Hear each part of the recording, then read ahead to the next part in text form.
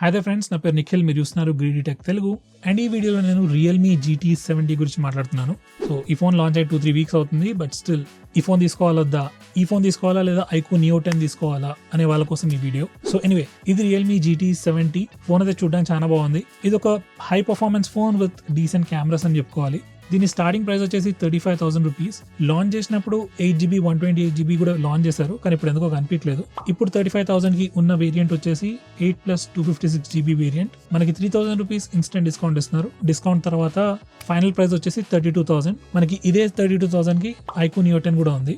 So రెండు phones almost same price range లో ఉన్నాయి.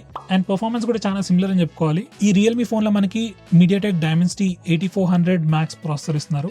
దీని పర్ఫార్మెన్స్ మీరు Snapdragon 8 Gen 3 లేదా ఆల్మోస్ట్ Snapdragon 8s Gen 4 తో కంపేర్ చేయొచ్చు almost. So purely in terms of performance bench mark scores compare చేసుకున్నట్టయితే iQOO Neo 10 తో కంపేర్ చేసుకోవచ్చు. బట్ మీకు యాక్చువల్ గేమింగ్ ఎక్స్పీరియన్స్ లో డిఫరెన్స్ ఉంటుంది. లైక్ ఈ ఫోన్ లో జస్ట్ ఒక ప్రాసెసర్ మాత్రమే ఉంది. వీళ్ళు చెప్తున్నట్టుగా ఒక డెడికేటెడ్ AI అల్గరిథం కూడా ఉందంట, బట్ అంతే. అదే iQOO Neo 10 లో మనకి ఒక డెడికేటెడ్ Q1 చిప్ ఇచ్చారు.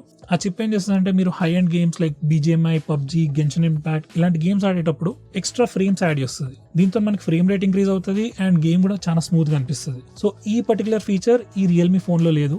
AI అల్గరిథం తో FPS అప్ టు 120 చేస్తాం అని అంటున్నారు, కానీ అదంతా ఇంప్రెసివ్ గా అయితే ఉండదు. So specially in terms of gaming అయితే iQOO Neo 10 better choice. Next ఈ ఫోన్ లో కూడా 7000 mAh బ్యాటరీ ఇస్తున్నారు. AMOLED డిస్ప్లే ఉంది. డిజైన్ అండ్ బిల్డ్ అయితే బానే ఉంది.